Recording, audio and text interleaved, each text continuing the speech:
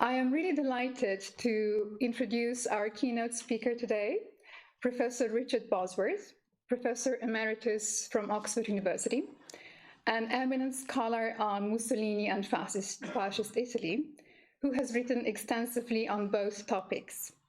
He held various teaching positions at the University of Sydney, the University of Western Australia, and the University of Reading.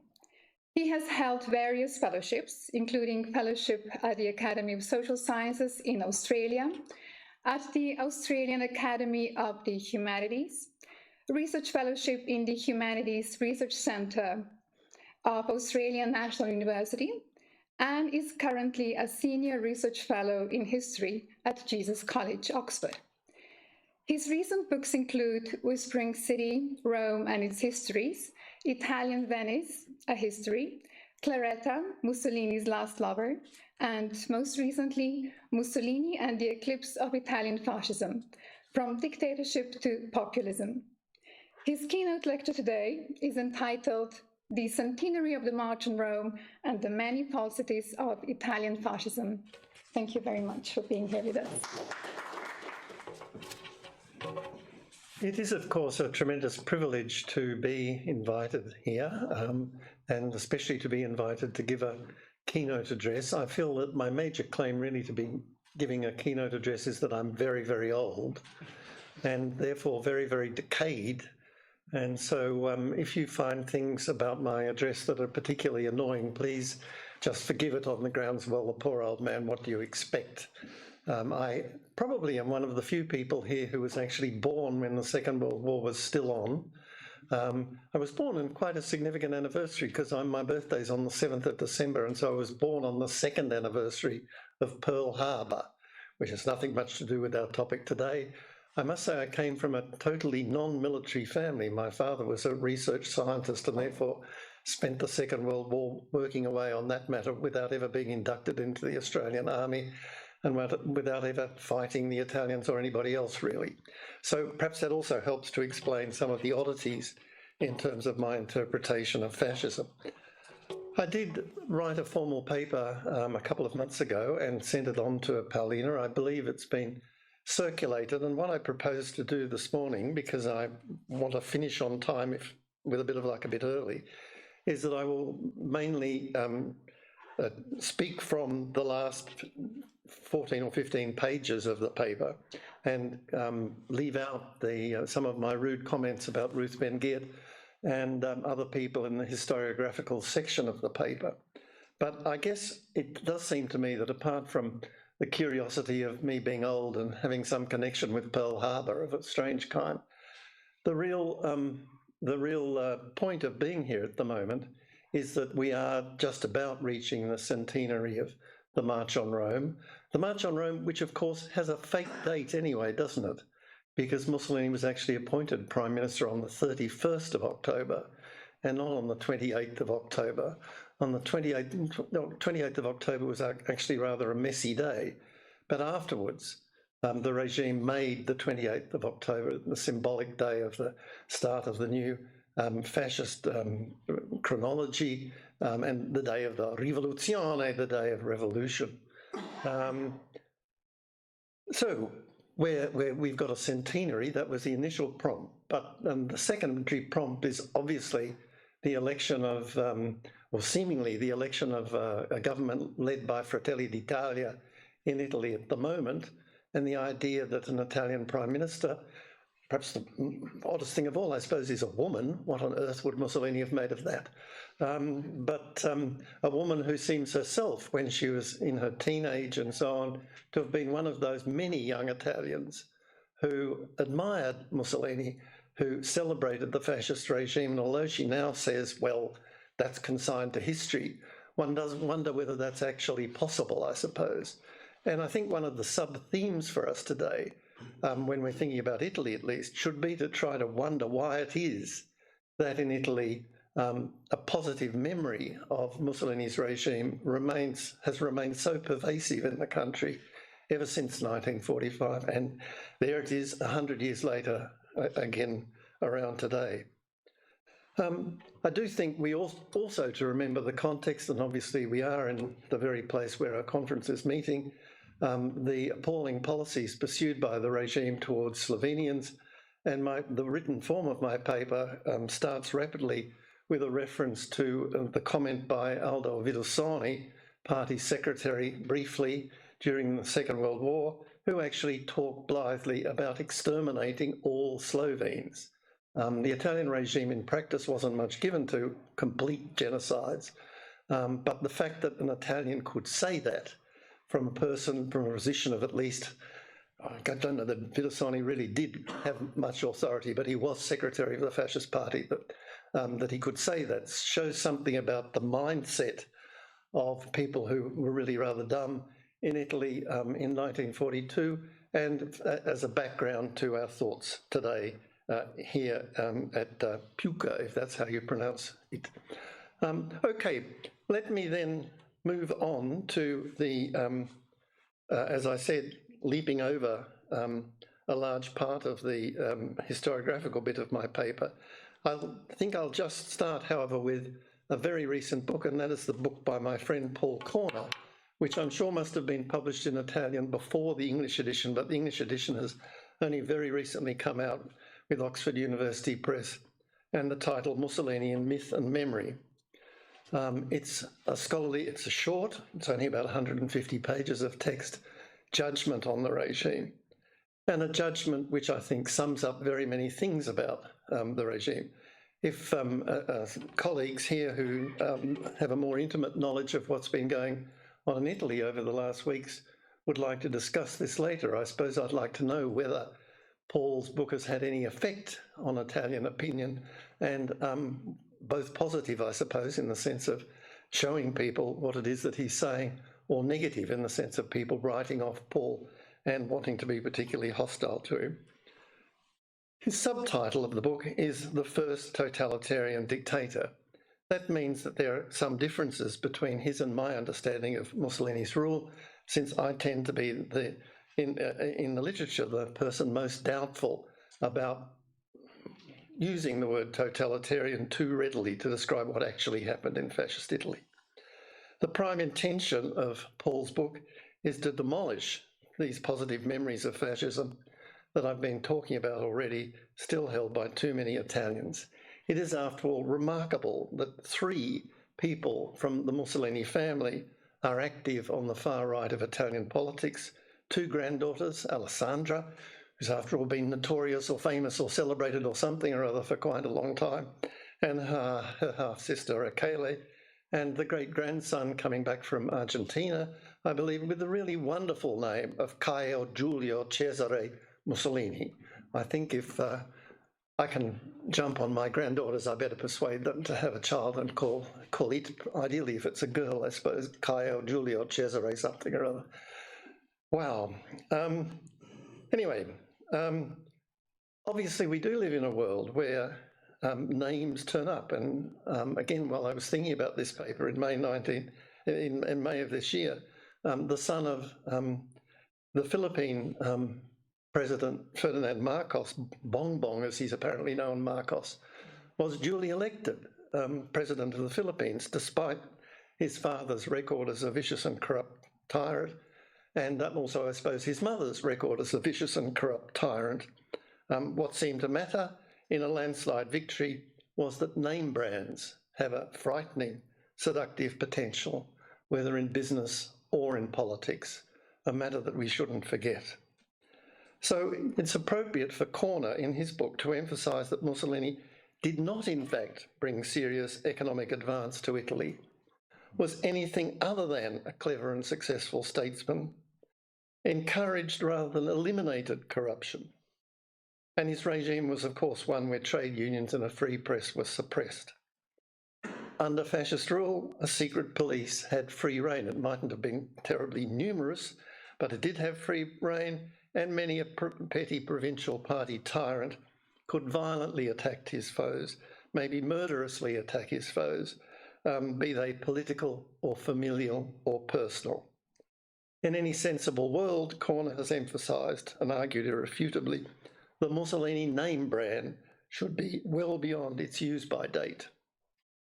As his concluding words put it in the book, those who are still indulgent towards fascism and enthralled by the myth of the Duce should open their eyes and look a little more closely at the realities that lie hidden behind the myth. Their memory may be deceiving them. If they look hard and reflect a little, they may even discover that much of what they think about Mussolini, much of what they remember about Mussolini, is not really about Mussolini at all.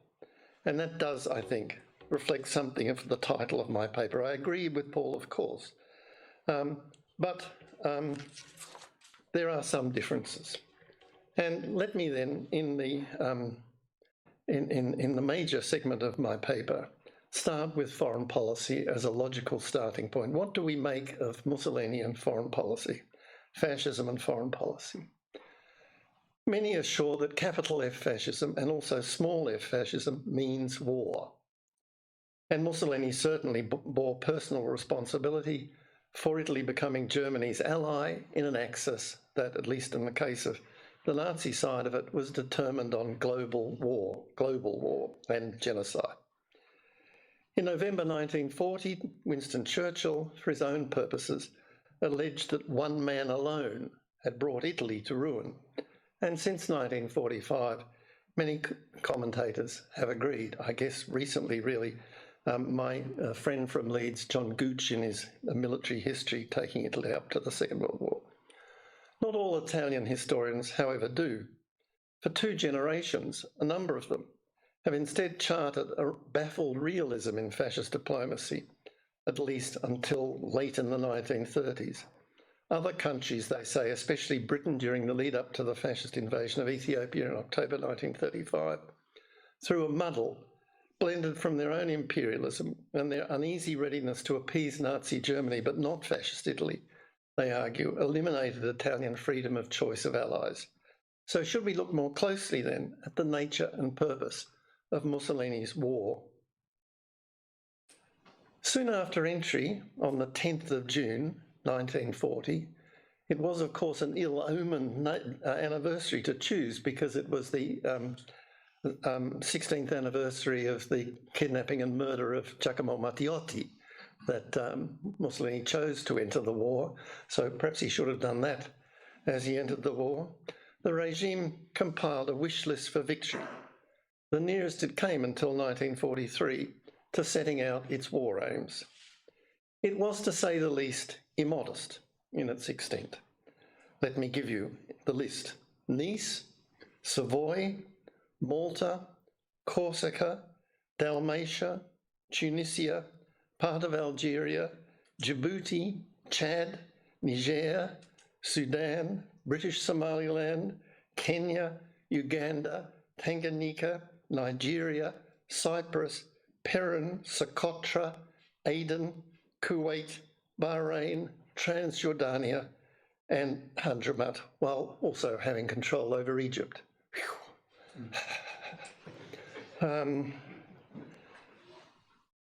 The tally was obviously blatantly replete with the delusions of Benito Mussolini and his fascist dictatorship, with its reiterated praise of war and conquest and its Romanità, even if, of course, I don't think Caesar's legions ever made it to Nigeria.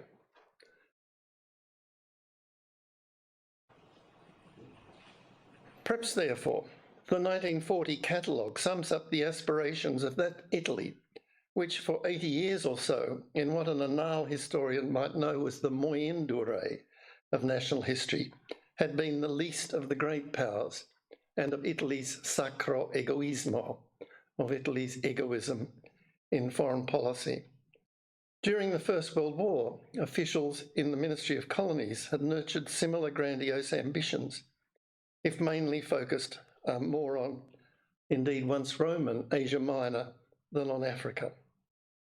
So the list is interesting, and it's also interesting for me as a historian, after all, who began with my first book being entitled Italy, the Least of the Great Powers, a book that had the not quite finished Victor Emmanuel monument on its cover, and a book that reflected the fact that in my first research as a historian who was going to become interested in Italy, I had to walk past the Victor Emmanuel monument every day to go down to the Biblioteca di Storia Moderna e Contemporanea and think about why the Victor Emmanuel Monument was where it is, next to the Capitol, looking out over the Forum. Not a fascist building, although the fascists did finish it off, but a liberal building, an Italian national building. So what I think about that list, that extraordinary list, is that in copious ways, it's both a fascist and an old-fashioned set of ambitions. Imperialist European statesmen in the 19th century might have found it normal enough, if outrageous, for a power of Italy's actual strength. What is less obvious in such ambitions, then, is fascist with the small f ideology. Many travails in interwar Europe had structural bases in the Wilsonian promise of self-determination, that is, of nation-states with clear democratic and popular boundaries. However, we know that after 1919, as reflected in the quote that Tomaž gave us a few moments ago, each of the new nations of Central and Eastern Europe were nationally incomplete and therefore all but automatically pursued irredentist ambitions to get back people they claimed were their own from over the border and to expel people who they claimed were not their own to somewhere else. They all but automatically then pursued irredentist ambitions of the sort, after all, common in Italy before 1915. Pre-war irredentism had been the major prompt for Italy's aggressive entry into the First World War. And again, there's an important adjective, aggressive entry. Every war which Italy entered after the Risorgimento was always entered aggressively. No one ever attacked Italy. Italy entered wars on its own behalf. And that seems to make Italy an exception to the sort of perhaps rather comfortable theorising that my Australian friend, could have been my student, but the silly man did medieval history when he was an undergraduate from the University of Sydney, Chris Clark, argued in his multi-celebrated book, sorry, what's the damn book called? Sleepwalkers, thank you, that people sleepwalk into war. Italy's leaders never did. They didn't in 1915 and they didn't in 1940. So there's some contrast, perhaps, with Nazi. After 1933, the Nazis pressed forward rapidly in Austria, in Sudetenland and Danzig, where perhaps their policy could seem to be Wilsonian for self-determination, as Hitler extended the rule of the Third Reich over German-speaking peoples. Of course, many more lived further to the east, in what had been the boundless lands of the Romanov Empire. What might be termed Nazi irredentism may help to explain why the great majority of Germans applauded Nazi policy until the very end, pushing into the background other elements in their regime's ideology, and especially what was most important about it, of course, the pseudoscience-driven determination totally to liquidate Jewish Bolshevism. In the Italian case, irredentism might explain a thrust to Nice or Savoy or Malta or Corsica or even Dalmatia and Tunisia, but not to the rest. Yet, of course, millions of Italians lived outside national borders, not in Europe or in the Mediterranean, but in the New World. Despite pro-immigrant rhetoric, even at its most fantastical, fascist Italy never aimed to bring New York and Buenos Aires, the United States and Argentina, Brazil and other places where families had migrated from the Italies home to the Patria, home to Italy. Rather, their war aims were determined by old-fashioned European imperial power politics. Typical, therefore, was Mussolini's insistence in June 1941 that fascist troops join the Nazis in their murderous and absolute invasion of the Soviet Union. Much fascist rhetoric was expended on the need to purge Marxism from the world. In the Italian dictatorship, such words had been used domestically ever since the squads had emerged to trash socialist and communist meeting places and newspapers in 1920-1921. But when it came to government practice after October 1922, Soviet-Italian relations were studied in their normality. Trade, notably, for example, in war material, seemingly oddly, proceeded, although at least according to one eminent diplomat, the Soviet Union never ceased to view Italy as, and I quote, a minor state, easily manageable, never more than of secondary importance. In sum, the least of the great powers, or perhaps something less. For Italians, anti-communism remained a key verbal pledge, given military reality also in the decision to back Franco in the Spanish Civil War. But that apart, it was for domestic consumption only. So it should be asked, when Mussolini demanded part in Operation Barbarossa, what did he think his forces would do in Soviet lands? The answer is that they would support their ally and therefore insist on equality with it in a Machiavellian sacro egoismo manner. It would be okay at the peacemaking. Such association did not stop Mussolini, of course, on a number of occasions, frantically trying to persuade Hitler to seek a compromised peace in the East, a hope that totally failed to understand that the invasion had been driven by Hitler's and Nazism's deepest ideological beliefs. In sum, in the East lay a paradox within the small F fascist alliance. One Axis partner was warring for racial and ideological genocide. The other was warring as the least of the great powers. Here, fascist foreign policy carried quite a few ambiguities in its purpose, as well as continuities from its liberal predecessors. Why did the dictatorship imagine itself ruling in Kenya, Uganda and Algeria, therefore taking over the French and British empires in Africa? We know that Hannah Arendt, in one of the first post-war efforts to plumb the meaning of totalitarianism, identified imperialism as the begetter of modern evil. In proof, she cited Cecil Rhodes, certain fame these days in Oxford, saying, quote, expansion is everything. These stars, these vast worlds which we can never reach. I would annex the planets if I could. Thereafter, Arendt argued, expansion, as a permanent and supreme aim of politics, became the central political idea of imperialism. It drove old empires and allowed England's best sons to indulge in massacres of subhumans in its empire. But according to Arendt, imperialism's legacy was most unrestrained in Nazi Germany and the Soviet Union, where it possessed genuine mass backing. Fascist Italy, to her mind, was not significant enough to deserve a review. But what place, we should ask, did imperialism take in what I always want to call the Italian dictatorship? Here again, a structural moyenne durée note is enlightening. When it comes to tracking Italy's entry into world wars, there are evident parallels between the liberal regime 1911-1915 and the fascist one 1935-40.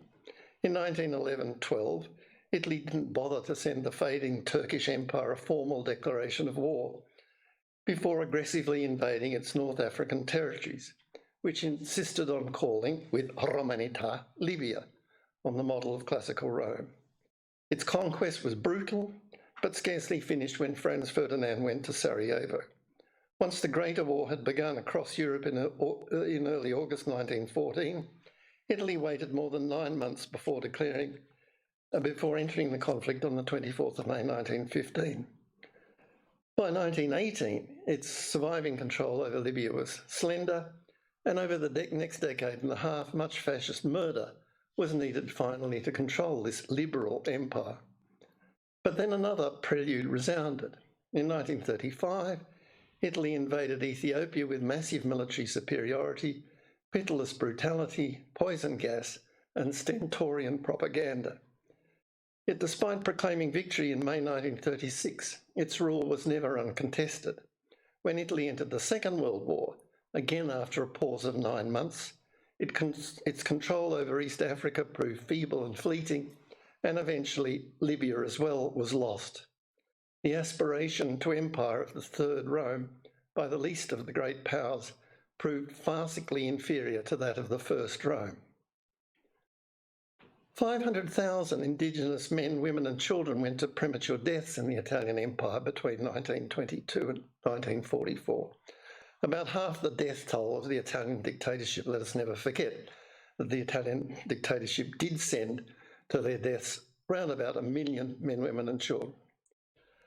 I should concede when I use the figure 500,000 that colonial governments were still insufficiently modernised to be sure about this figure. I must also admit that some victims fell to black-on-black killing, as they're called nowadays, given Italy's employment of Ascari, indigenous troops, from one or other of its territories, often in the harshest fighting. Yes, please. If they paid... Sorry, I'm not quite a Pavarotti tenor.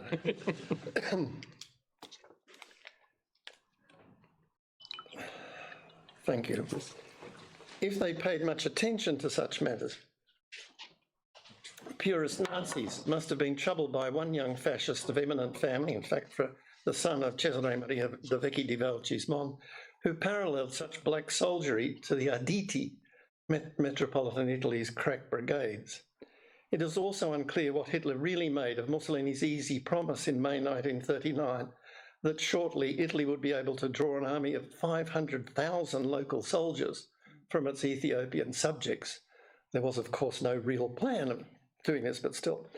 After 1945, it took officialdom and patriotic observers decades to admit that the fascist armies had used poison gas on indigenous forces in the empire, or that until it was expelled, the regime continued to indulge in pillage and massacre. Most Italian historians, in fact, have remained Eurocentric in their focus. Perhaps Paul Corner is too, I fear. Still today, there seems little desire deeply to pursue what a British historian has graphically depicted as, and I quote, Italy's national shame in Ethiopia.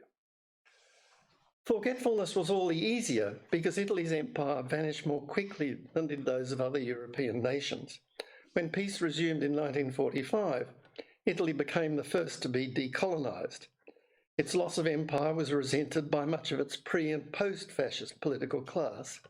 Liberal philosopher and historian Benedetto Croce used the heavily freighted word detato, diktat, to express his dismay at what the victors were doing. They were, he lamented, and I quote, devouring a piece of Italy's body. The anti-fascist Croce had also been moved in 1935 to send his senator's medal to noisy fascist campaigning, demanding gold for the patria. This purist liberal's equivocal relationship to empire prompts another question.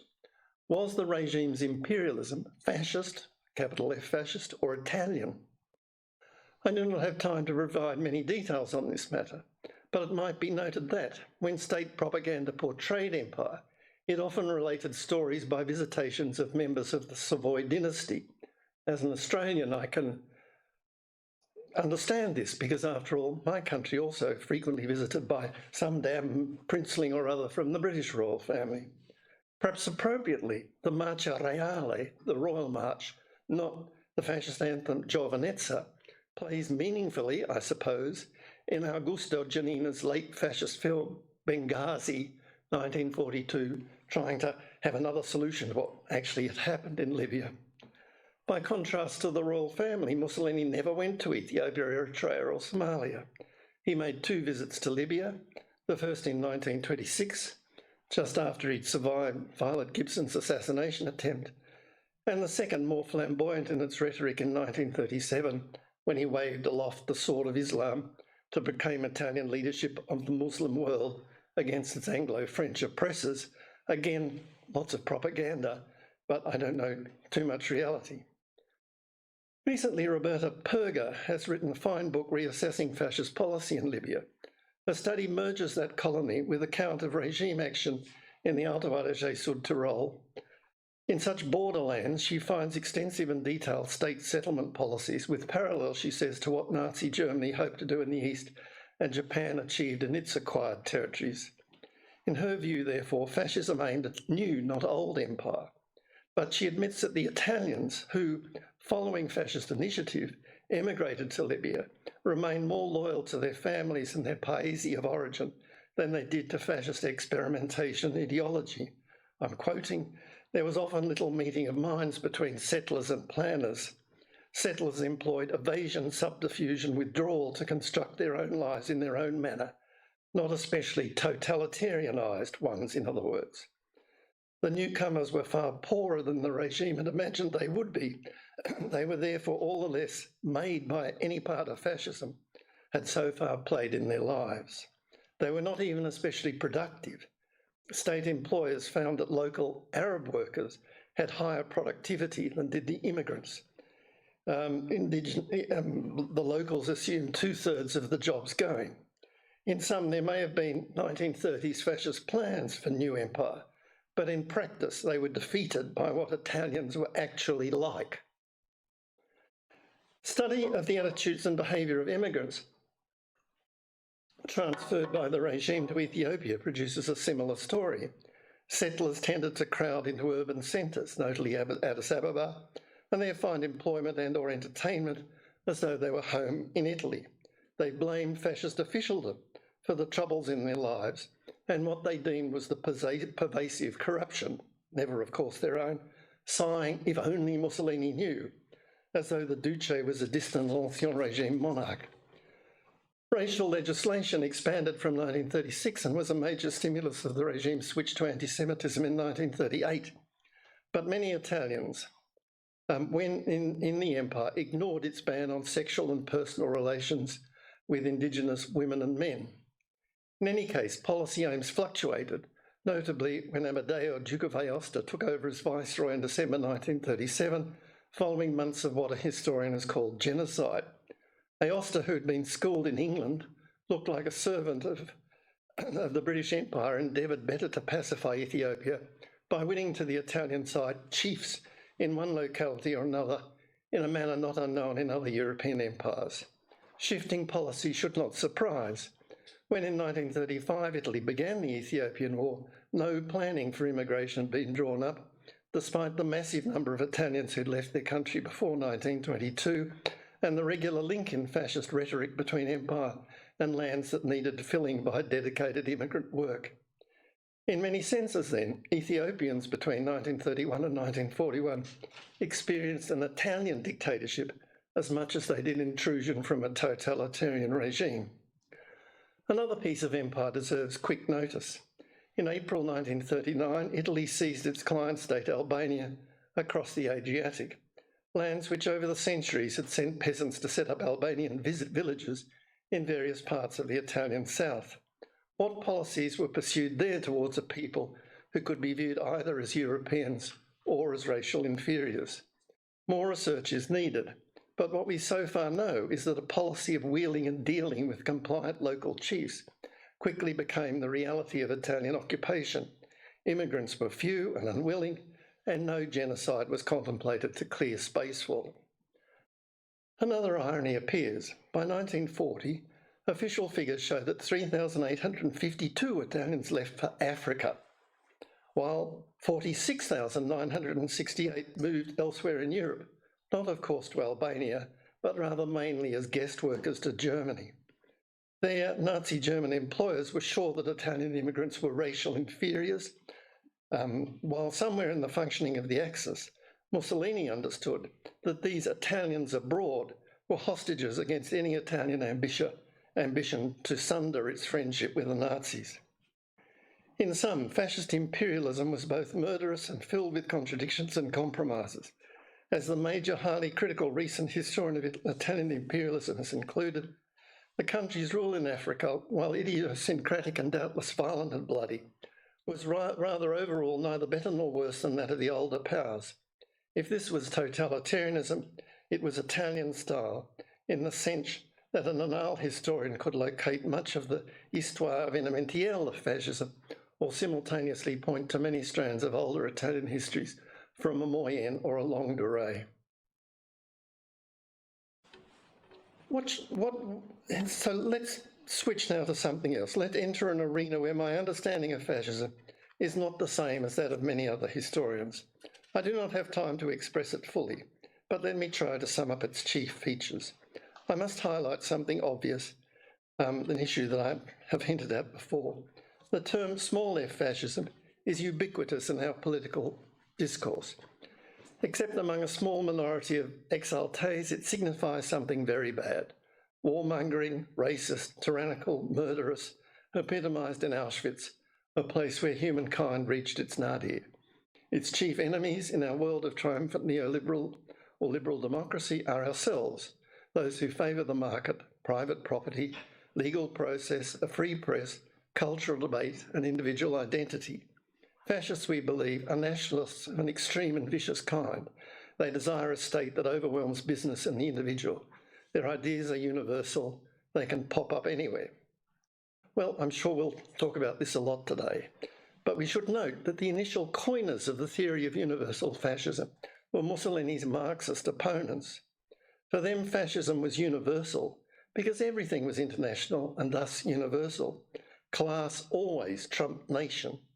As PC leader Palmiro Togliatti underlined in 1935, fascism everywhere was the open terrorist dictatorship of the most reactionary, most chauvinistic, most imperialist elements of finance capital. It was therefore always part of the class war fought by the bourgeoisie against the proletariat.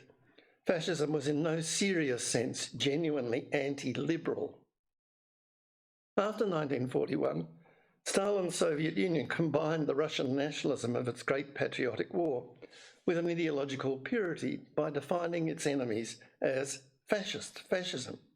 It therefore discounted the fact that the Nazi racists were the dominant element among its invaders, and it made anti-fascism the cause of what was to be the winning side of the Second World War. The axis became a natural and inevitable combination in many accounts of Italo-German relations, or as it was often expressed, Mussolini-Hitler relations, when after 1945, the wartime alliance between market liberal democracy and communism disintegrated into the Cold War, liberal democratic theoreticians of totalitarianism were soon persuading the West that Nazism and communism were the opposite sides of the same coin. Italy was only given a minor place in such theorising, but the generic word fascism with a small f survived, as perhaps it should have done, since, as I've already noted, it had been Italy where totalitarianism was first proclaimed, indeed on the 28th of October 1925. But should we accept that Italian fascism and German Nazism were all but identical? 2 years after Mussolini used the third anniversary of the March on Rome to define totalitarianism, Mussolini, in an article in Gerarchia, the party journal, stated, quote, "In many countries, something like fascism is flourishing, while Bolshevism views fascism as its most terrible enemy." Around this time, however, the Duce was inconsistent, sometimes averring that fascism was not for export, but drifting towards accepting and adapting the Marxist idea that it was universal. But where might this flourishing occur? Not yet in Nazism, since in 1927, Hitler and his movement were small and disregarded by Mussolini.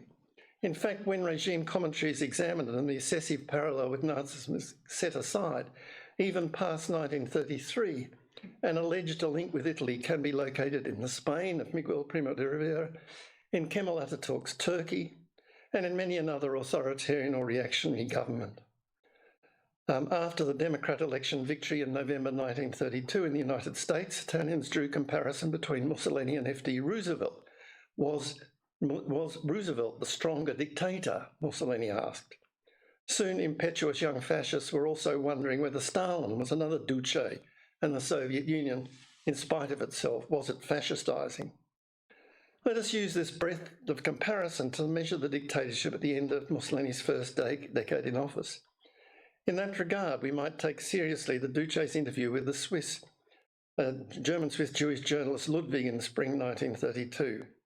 Then Ludwig concluded the fascist movement has done great things for Italy. Mussolini was a great statesman. The ideology of fascism, the Duce had told him, contained elements that other countries might adopt, although Italy was unusual in always being a country of outstanding individuals. With Nazism rising in the north, Mussolini took the chance to deride the delirium of race. National pride had no need of it, he said. After his decade in office, he told Ludwig he was inclined to moderation, while being sure that systems are illusion and theories are fetters, and therefore downplaying ideology and his regime's purpose and achievement. Mussolini was soon to renounce this interview and deny his words. Yet it is true that throughout the first decade in office, Italian fascism had set in place much tyranny, but not yet gone to Auschwitz. Mussolini had often talked about war, yet there are paradoxes there. For example, in a speech for the anniversary, the 27th of October 1930, he pledged fascist Italy arms itself because every state is arming. It will disarm if all disarm, be fully clear that we arm materially and spiritually to defend ourselves and not to attack. Fascist Italy will never be the first to start a war, even though he then went on to suggest that one can thus see a fascist Europe that is a Europe inspired in its institutions, doctrine and practice by fascism. In the empire, its toll of victims was growing, but for other Europeans, not yet in an untoward manner. As late as May 1934, French Marshal Hubert Laiuti still maintained that, quote, fascist methods of occupation, pacification and policy in Libya were the same as that pursued by France in its empire. So there's a story of lots of repression, and again I'm going to have to leap over some of my written paper, I fear, in order to meet the deadline. But let us remember that in Italy, in Rome, for example, the Romanità, 3 kings jostled for authority: Mussolini, Victor Emmanuel and the Pope. We'll hear more about the Vatican side of dealing with fascism later today. But it is odd that the pervasive regime slogan, Mussolini ha sempre ragione, Mussolini is always right, but dictatorial freedom from error had to be adapted to papal infallibility. So across the Tiber there was someone else who was always right, and someone who had much more historical weight on his side than Mussolini did. The squads, the MVSN's ambiguous relationship with the National Armed Forces left further space for old ideas and practices to survive.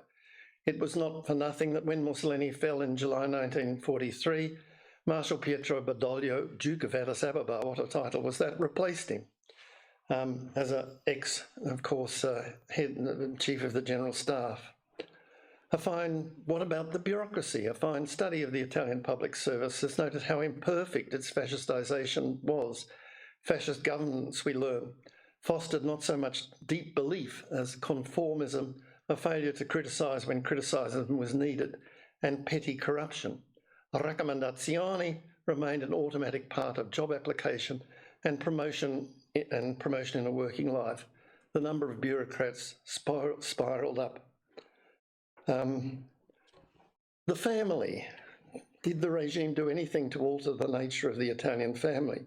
Even Mussolini, after all, had a family and acted as though he had a family. Indeed, acted as though he had quite a few families, given his numerous illegitimate children as well, but children in a way that he wanted to find some sort of systemazione for.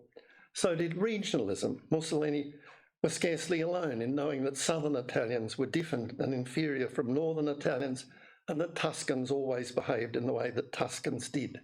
He was, after all, a self-conscious Romagnol. Similarly, gender had its own history under the dictatorship. Mussolini and his followers boasted of their steely patriarchalism.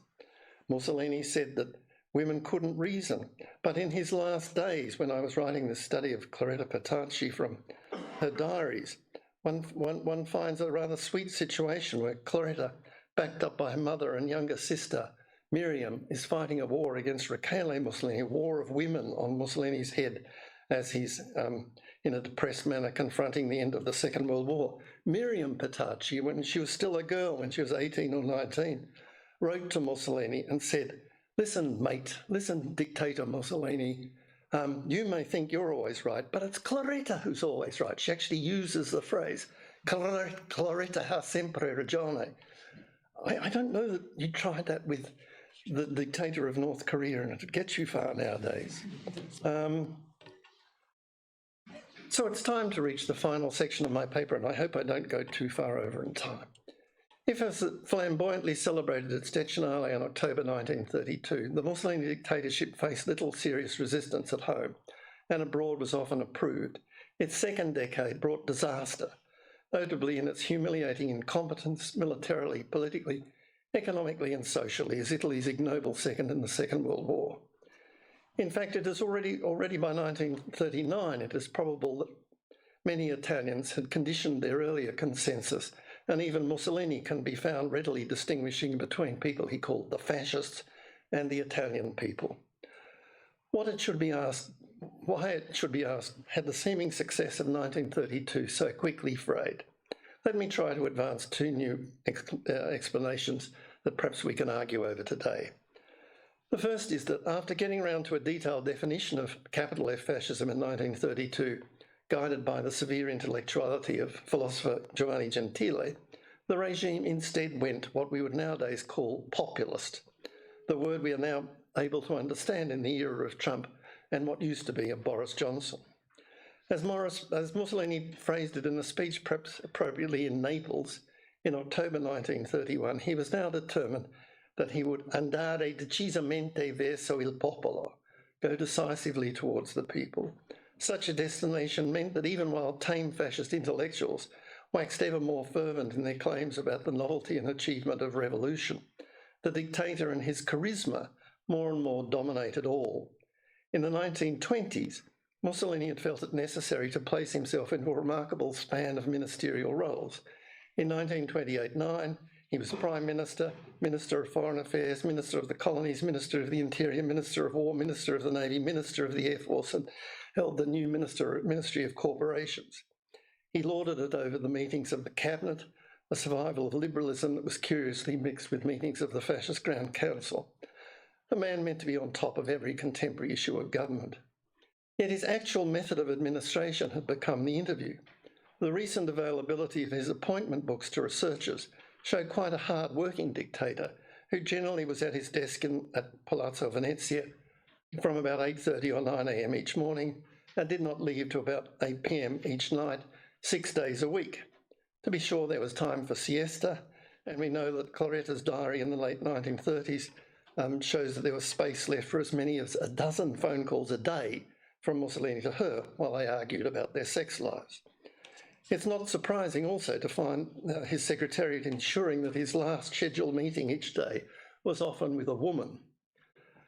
In this parade of interviews, Mussolini saw his police chief, Arturo Bocchini, of course a bureaucrat, not a party man in terms of origins, almost every day. The Duce somewhat timidly requiring reassurance that anti-fascism was not progressing. Naturally, there was similar consideration of foreign affairs, the economy, developments in the party and other fundamental matters. Equally, time was found for Professor Mussolini to meet intellectuals, Italian and foreign. This orality of administration must have been tiring and demanding if you have one interview and then another, and then another, and then another, and then another. And so tiring, demanding, and perhaps more important, confusing, whether to Mussolini or to those who'd been graced an interview. Survivors of the regime remember the crowded anteroom in Palazzo Venezia, where party hierarchs squabbled over policy and behaviour while they awaited their interview. The regime may have boasted that it made the trains run on time, but interviews might not. Similarly, more than one memoirist has recalled that Mussolini, anxious to avoid stress, tended to agree with the last person whom he'd seen, leaving his juniors to fight their way to action in contest with others who had the Duce's blessing for aims that contradicted their own. Mussolini's readiness to assure such visitors as Ezra Pound and Rabindranath Tagore or Stefan Zweig that he was up with their latest publication and fully plumbed their most complex ideas. He assured Ezra Pound, for example, that he fully had understood and read from one moment to the next Ezra Pound's cantos, book open on the desk. Pero, had he? Of course not. No wonder in 1938 then the Duce could philosophise. I have become a prisoner of myself, of others, of events, of hopes and illusions. Today I must often think what I do not say and say what I do not think. Yes, there's a real gap between the two Mussolinis. Sometimes it is profound and terrible. Perhaps one day one of the two will beg an armistice, break his sword and submit. I still don't know which one. My God, can you get more portentous than that? So too, the interview could prompt doubts. As one young generation fascist remembered of a meeting in 1939, he remembered being disillusioned with fascism and the dictator when he found an ageing man, not quite as old as me, dressed in a blue suit, needing reading glasses to scan a text with a green shaded light illuminating it, and then offered a handshake and not a Roman salute when the young visitor came into his office. No doubt Mussolini's speechifying could still electrify forcibly assembled crowds. As Giorgio Meloni's success demonstrates, Christopher Duggan was doubtless right to argue that Mussolini's charisma survived the regime's failures in the Second World War. But when it had come to actual policy making, charisma did not entail clarity, and the accompanying lack of checks and balances did not assist the pursuit of wise policies for Italy. There was one other crucial change in the second decade of the Italian dictatorship. A generation ago, some British historians made a name for themselves by highlighting the Second World War that Britain lost. It was, of course, that contested in culture, economy and style of empire with the United States. Equally, it should be agreed that very soon after 1933, Italian fascism had to cede place in ideological authority and actual strength to German Nazism. Telling was the failure of attempts between 1932 and spring 1935 to launch a fascist international under Italian leadership. A conference at Montreux on 16 and 17 December 1934, which had avoided inviting any Germans, ending in evident failure. A few months before, Mussolini had also tried unsuccessfully to ginger liberal democratic states into blocking Nazi ambitions in Austria, made plain by the barbarous murder of Engelbert Dollfuss on the 25th of July 1934. From then on, the reality was that small f fascism meant the Nazi and not the Italian variant, and it's no surprise to see Italy linking with the Nazis in Spain, joining the Axis, and opting for anti-Semitic racism, despite the fact that the country's relatively small and patriotic Jewish population had in great majority been content with fascism. So what 100 years after the March on Rome should we conclude about the place in history of Benito Mussolini, the fascist party and movement, and the people of Italy during the ventennio between 1922, 1943 or 1945? Mussolini should not be bracketed with Hitler, the true believer in racist ideology of Nazism and the practitioner of global genocide of Jews and communists. Mussolini was a more ordinary dictator and therefore a better guide to past, present and future men. As far as I know, there's never been a female dictator, maybe Georgia can try, no, surely not, who grabbed personal control over their nations. The ideology of capital F fascism was at its most original and purposeful during the first decade of the Duce's rule. After 1933, it could not keep up with the competition from Nazism and faded into a mixture, not unknown elsewhere, of assailable charisma and a lying populism. Now the dictatorship did not merely talk of war as it had in the 1920s, but pursued it bloodily in Africa and inexpertly in Europe. The fascist revolution brought 20 years of rule by violent men, but it did not drastically change Italian society or the Italian economy.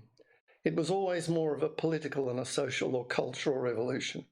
In the end, it destroyed Italy's post-Risorgimento ambitions to be a genuine great power. Its insistent propaganda about reconstituting a Roman Empire for a third Italy proved utterly hollow. After they instituted their republic in 1946, Italians, no longer a great power, could avoid being involved militarily in most global battles. No doubt their new political system was only, roughly speaking, democratic. It obviously retains some insecurities today, even under the guidance of Europe. Yet Italians have been able to enjoy a global presence in culture, in design, fashion, food, aspects of family life, religion and tourism, what might be called progress. For ordinary people, a major improvement on a search for greatness. Thank you.